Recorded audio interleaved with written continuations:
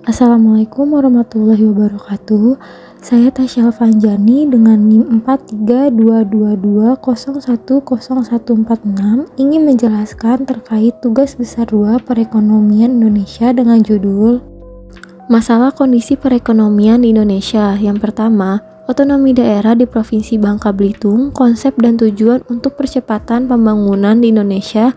Lalu yang kedua, masalah otonomi daerah dan kebijakan pemerintah pusat.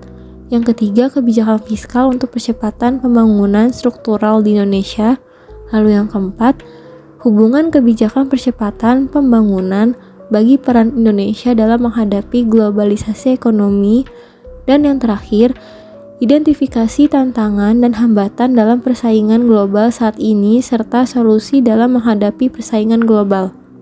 Yang pertama, otonomi daerah di Provinsi Bangka Belitung, konsep dan tujuan untuk percepatan pembangunan di Indonesia. Penerapan otonomi daerah di Indonesia, khususnya di Bangka Belitung, bertujuan untuk mempercepat pembangunan dengan mengedepankan desentralisasi kekuasaan. Konsep ini memberikan kewenangan kepada pemerintah daerah untuk mengatur dan mengurus pemerintah sesuai dengan kebutuhan dan potensi lokal. Dengan otonomi daerah, diharapkan pelayanan publik menjadi lebih cepat dan efektif karena keputusan dapat diambil lebih dekat dengan masyarakat dan disesuaikan dengan karakteristik lokal. Salah satu tujuan utama adalah mengoptimalkan pengelolaan sumber daya lokal, seperti timah dan sektor pariwisata. Pemerintah daerah juga diberi keleluasaan untuk menciptakan inovasi kebijakan yang mendukung pembangunan sesuai karakteristik wilayahnya.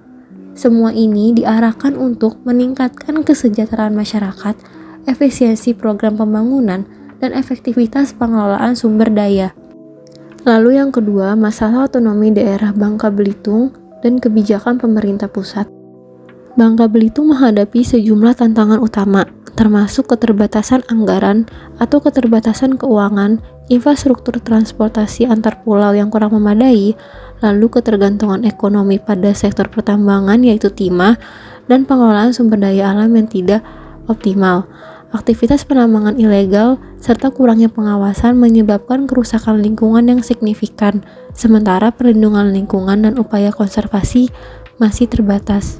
Untuk mengatasi hal ini, pemerintah pusat menetapkan kebijakan strategis seperti yang pertama itu peningkatan infrastruktur dan konektivitas, yaitu pembangunan infrastruktur terpadu untuk memperbaiki distribusi barang dan aksesibilitas antar pulau. Lalu yang kedua, pengelolaan sumber daya alam yang berkelanjutan, yaitu program rehabilitasi hutan dan pengelolaan ramah lingkungan guna mengurangi dampak eksploitasi. Yang ketiga, peningkatan pendidikan dan kesehatan, yaitu distribusi guru ke daerah terpencil, pembangunan sekolah, fasilitas kesehatan, dan program BPJS. Dan yang terakhir, pengembangan sektor pariwisata, promosi wisata pantai, budaya, dan keindahan melalui program seperti Wonderful Indonesia.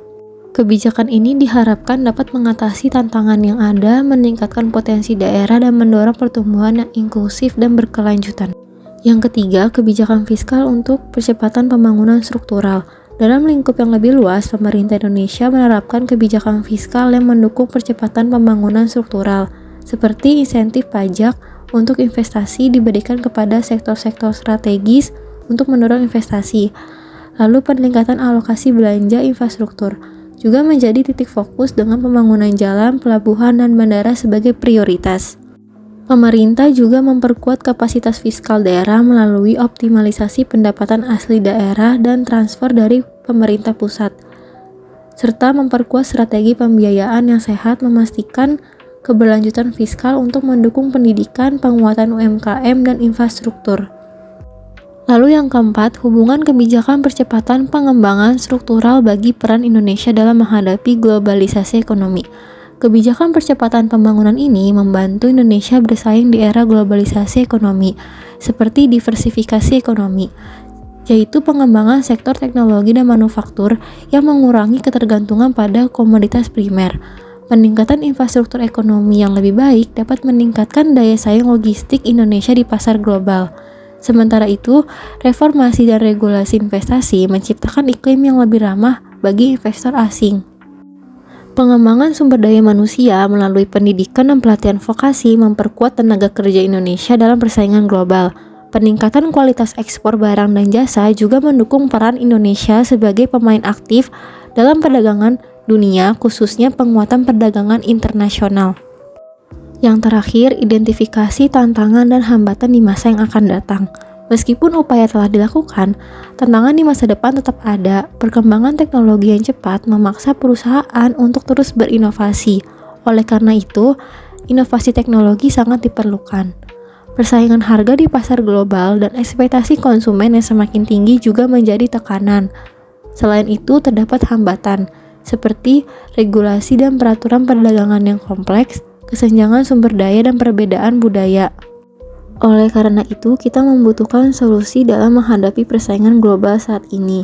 Solusinya terletak pada penguatan riset dan pengembangan, keberlanjutan ekonomi hijau, dan manajemen risiko yang efektif. Peningkatan kualitas SDM melalui pendidikan dan pelatihan vokasi juga menjadi prioritas. Selain itu, pemerintah perlu menciptakan kebijakan pro-bisnis yang mendukung inovasi berkelanjutan. Sekian pembahasan tentang masalah kondisi perekonomian di Indonesia.